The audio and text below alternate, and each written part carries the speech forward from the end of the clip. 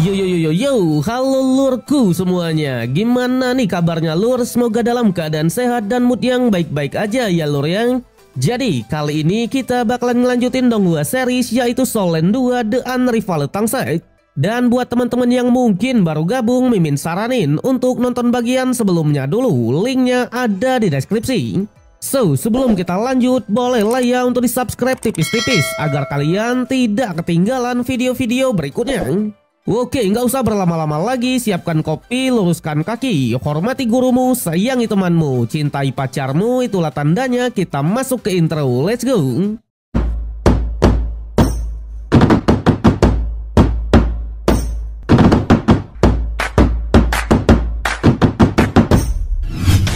Oke lur, mengingat sedikit dari episode kemarin, Yu Hao yang bertemu dengan saudara tirinya aka Dai Luli langsung mengospeknya. Bahkan Su Yun selaku komandan divisi 7 juga diospek oleh King Yu Hao, ya kan? Barulah kita pun masuk ke episode yang terbaru atau episode 116. Dimana keesokan harinya, Luli yang semalam sudah babak belur, tiba-tiba sudah pulih kembali. Bahkan kekuatannya malah naik 2 level. Tapi belum sempat Luli meminta penjelasan kepada Yu Hao, King Yu Hao malah langsung mengajaknya untuk berkumpul. Di sanalah melihat Su Yun yang masih baik-baik aja, Luli pun tak terlalu mempermasalahkan kejadian semalam. Namun di saat rapat akan dimulai, tiba-tiba malah terjadi sebuah getaran yang sangat keras. Yang ternyata markas besar dari para tentara sudah diserang oleh sekelompok orang. Bahkan para barisan depan sudah banyak yang memakan korban akibat serangan dadakan itu. Sudah jelas dalang dibalik penyerangan ini tak lain dan tak bukan adalah Kekaisaran Ryu. Seketika Su Yun pun langsung menobatkan Yu Hao dan juga Luli sebagai pengawal pribadinya untuk join ke pertarungan. Luli ditugaskan untuk mendukung barisan depan, sedangkan Yu Hao karena secara individu kekuatannya sangatlah kuat, jadi ia diperintahkan untuk menuju ke barisan depan sekaligus menyelidiki akar permasalahan. Bahkan jika memungkinkan, Yu Hao lah yang ditugaskan untuk membantu ayahnya sendiri aka Pangeran Harimau Putih.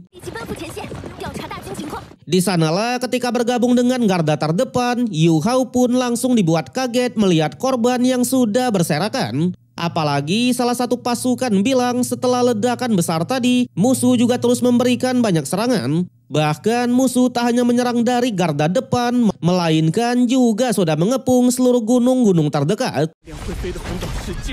Yu Hao yang mendengarnya langsung menyadari rencana dari Kekaisaran Ryu, di mana mereka memang memborbardir pertahanan menggunakan meriam di tingkat 9, lalu membuka jalan dengan kekuatan di tingkat tinggi, dan kemudian mengepung seluruh wilayah menggunakan para pasukan terbangnya. Dengan strategi ini, kemenangan memang sudah di depan mata, apalagi kesenjangan alat pemandu roh dengan Kekaisaran Ryu benar-benar terpaut jauh. Sontak tanpa banyak basa-basi lagi, Yu Hao langsung berpatroli untuk mencari Pangeran Harimau Putih. Nyatanya musuh pasti mengincarnya. Tak hanya itu, Yu Hao juga memposisikan dirinya sebagai komandan agar ia bisa mengetahui ke arah mana mereka akan berlari. Sementara itu di garda paling depan, Dai Hao ayah Yu Hao sekaligus Pangeran Harimau Putih ditemani oleh Yu Heng sang alumni dari Akademi Shrek. Mereka masih mencoba mati-matian untuk menahan semua serangan musuh. Sampai tiba-tiba salah satu dolo dari Kekaisaran Xinglu akhirnya turun membantu. Dia adalah komandan pasukan Master Roh pertama yang bernama Xuanji Dolo. Saat itulah Dai Hao pun mengatakan kalau jatuhnya pegunungan Mingdu sudah merupakan pukulan besar bagi mereka. Oleh sebab itulah Dai Hao pun meminta agar Xuanji mau memimpin pasukan besar untuk mundur ke kota Yuming dan membentuk pertahanan baru. Sementara Dai Hao sendiri akan tetap di sini untuk menarik perhatian musuh. Tapi jelas sebagai seorang anak, Dai Yu Heng lah yang melarangnya. Faktanya tujuan musuh adalah mengincar ayahnya itu. Namun Dai Hao sudah memiliki rencana sendiri, karena katanya target yang wajib dibunuh musuh adalah sebuah umpan terbaik. Apalagi pegunungan Mingdu terkenal mudah dipertahankan dan sulit dihancurkan. Jadi musuh tak akan berani menghancurkannya secara total, melainkan pasti berniat merebutnya. Barulah terungkap kalau tetua Yulin lah yang memimpin Kekaisaran Ryu dalam penyerangan yang kali ini. seorang dulu yang pernah menjadi juri ketika di turnamen bawah tanah kemarin. Bahkan tanpa banyak basa-basi lagi, Tetua Yulin bersiap mengaktifkan jarum suci dari Kekaisaran Ryu. Saat itulah Dai Hao pun kembali menyuruh mereka untuk segera pergi. Ia bahkan memerintahkan agar Suanji juga membawa Yu Heng. Jelas jika rencana berjalan lancar, Dai Hao sendiri pasti akan mundur ke kota Tianming. Namun jika dirinya harus meninggoy, maka angkat saja Dai Yu Heng sebagai pangeran harimau putih yang baru. Awalnya Dai Yu Heng tetap menentang rencana itu dan masih bersikeras untuk bertarung bareng dengan sang ayang. Sayangnya Dai Hao benar-benar tak mau melibatkannya dan langsung membuat Yu Heng pingsan. Pada akhirnya Dai Hao pun hanya memerintahkan para pasukan yang tersisa untuk bertarung sampai titik darah terakhir. Dengan ini peperangan pun berlanjut lagi. Pasukan dari Kekaisaran Xinglu kembali digempur habis-habisan oleh banyak serangan peluru. Di sanalah melihat satu persatu pasukan bertumbangan, Dai Hao pun hanya bisa meminta maaf. Namun tanpa diduga, para tentara Kekaisaran Xinglu benar-benar seroyal itu ya lur ya. Mereka tak menyalahkan Dai Hao sama sekali, melainkan malah bersumpah untuk setia sampai mati. Apalagi jika bukan karena alat pemandu roll level 8 dan 9, mereka tak akan kalah telak seperti ini. Pada akhirnya, melihat para pasukan yang masih semangat, as a captain, Dai Hao pun memutuskan untuk bertarung mati-matian. Dalam sekejap, ia pun maju ke depan dan menghancurkan rentetan senjata musuh. Tetua Yulin yang melihatnya sedikit memuji tindakan itu. Ia bahkan mengatakan jika saja mereka tidak mengirimkan 2 divisi khusus, dominasi pasti akan terbagi. Pada akhirnya, ia pun juga langsung memerintahkan semua pasukan untuk menargetkan Dai Hao terlebih dulu. Saat itulah puluhan bahkan ratusan peluru langsung mengarah kepada Dai Hao. Tapi untungnya sebelum serangan sampai kepada Dai Hao, King Yu Hao akhirnya join ke pertarungan. Dengan teknik bidang gangguan mental, Yu Hao bisa melindungi ayahnya itu. Kali ini Tetua Yulin lah yang dibuat kaget, apalagi serangan barusan malah gagal total. Sementara Yu Hao sendiri, ia pun langsung menyuruh Dai Hao untuk menarik mundur semua pasukan. Saat itulah Dai Hao pun teringat lagi dengan sedikit momen peperangan dulu, di mana Yu Hao memperkenalkan diri sebagai master roh mental dan pernah menyelamatkannya. Pada akhirnya, tanpa banyak bicara, Dai Hao pun kembali menurutinya dan memimpin para pasukan untuk segera mundur. Barulah setelah itu, Yu Hao pun pura-pura menyamar sebagai pasukan dari aliran roh suci dan mengatakan kalau tugasnya adalah membantu Tetua Yulin, di mana semua orang di bawah sudah dikekang oleh kekuatan mentalnya, sehingga Tetua Yulin tinggal menyapu bersih, ya kan? Sudah jelas Tetua Yulin yang tak curiga sama sekali langsung menggunakan jarum Kekaisaran Ryu untuk mengakhiri pertarungan ini. Sayangnya doi sudah ditipu oleh King Yu Hao ya lur ya, di mana semua orang di bawah hanyalah simulasi ilusi dari Yu Hao. Bahkan Yu Hao sendiri juga langsung melarikan diri. Barulah Tetua Yulin pun sadar kalau orang tadi bukanlah anggota dari aliran roh suci, melainkan adalah musuhnya juga. Pada akhirnya ia pun memerintahkan untuk segera mengejar Yu Hao. Meski begitu, Tetua Yulin tetap saja dibuat kaget karena memang dengan teknik jiwa ilusi yang sangatlah kuat, seharusnya Yu Hao adalah seseorang bergelar dulu. Tapi menurut sumber informasinya, di seluruh benua dulu tak ada satupun master dulu yang memiliki elemen mental. Kembali kepada Yu Hao, ternyata ia sudah bersama dengan Dai Hao dan para pasukan, di mana mereka sedang melarikan diri. Sontak karena sudah 2 kali Yu Hao menyelamatkannya, Dai Hao lah yang benar-benar sangatlah bingung bagaimana cara membalas kebaikan ini.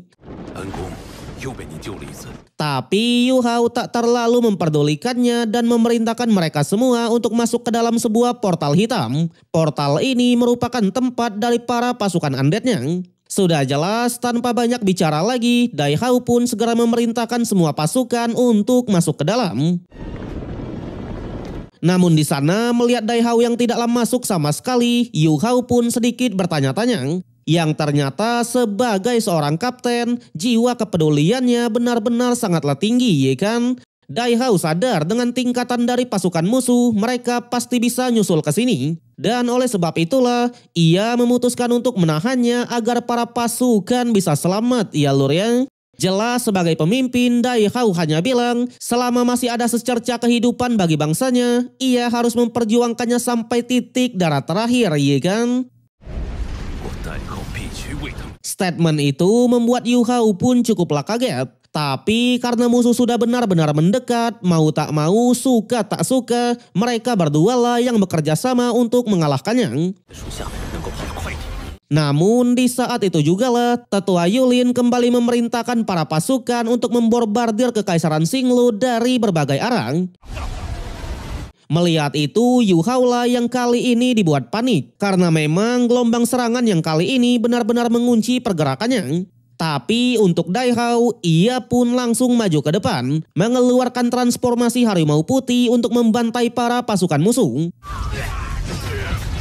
Serangan itu awalnya memang sangat efektif, namun Tetua Yulin langsung mengeluarkan teknik jaringnya untuk menahan pergerakan dari Dai Hao. Di sanalah di saat keadaan mulai tersudut, Dai Hao benar-benar menunjukkan kapabilitasnya. Ia pun akhirnya mengeluarkan wujud roh pelindung dan berubah menjadi harimau putih, ya lur ya. Namun again, Tetua Yulin yang memang psikopat langsung mengarahkan jarum kekaisarannya kepada Dai Hao. Untungnya, Yu Hao bisa mengelabui mereka semua dan mendekati tetua tersebut. Di mana Yu Hao juga akhirnya menunjukkan teknik tiruannya dengan mengkopi teknik milik senior Sanshi. Pemindahan dalam sekejap, Yu Hao menteleport Dai Hao dengan salah satu pasukan musuh, sehingga posisi dari Dai Hao tepat di depan dari Tetua Yulin. Menyadari akan hal itu, tentu saja Dai Hao tak mau menyia-nyiakannya dan mengeluarkan teknik dari cincin ke-6, pembunuhan pemusnah harimau putih. Hal itu membuat Yulin pun sangatlah panik. Ia bahkan sampai mengeluarkan alat perlindungan level 8 dan 9. Tapi sayangnya this is keturunan dari Daimuba, ya lur ya. Dengan combo-wombo tersebut, pertahanan dari Tetua Yulin langsung hancur berkeping-keping. Tak hanya itu, Yu Hao juga langsung memerintahkan Dai Hao untuk mengambil alih jarum sucinya. Awalnya Tetua Yulin langsung memerintahkan semua pasukan untuk menghentikannya. Tapi sayang, Yu Hao lah yang langsung menghadang dan mengeluarkan teknik pencabutan jiwa. Lagi-lagi perisai musuh pun bisa ditembus karena ternyata ini adalah kemampuan kontrol mental. Pada akhirnya, Tetua Yulin yang niatnya memusnahkan Kekaisaran Xinglu dengan jarum suci, sekarang malah dialah yang harus merasakan betapa sakitnya serangan dari jarum tersebut, ya lur ya. Wede, sikat king. Namun sayang, episode yang kali ini harus berakhir sampai di sini. So, bagaimanakah kelanjutan dari King Yu Hao? Kalau kita lihat dari preview episode berikutnya, di sana Dai Hao sampai bertanya-tanya sebenarnya siapa Yu Hao ini. Tapi meskipun begitu, peperangan masih terus berlanjut. Bahkan Yu Hao sadar kalau Kekaisaran Ryu sudah mempermainkan konspirasi besar. Namun sayang, kita harus menunggu sampai minggu depan untuk mengetahui kelanjutannya. So, kalau kalian suka dengan konten ini, jangan lupa kasih jempolnya, kasih hype-nya, subscribe biar nggak ketinggalan update, dan share ke berbagai platform untuk memajukan channel tercinta ini, ya lur ya. Oke lah, gua Rian pamit undur diri, sampai jumpa di konten berikutnya.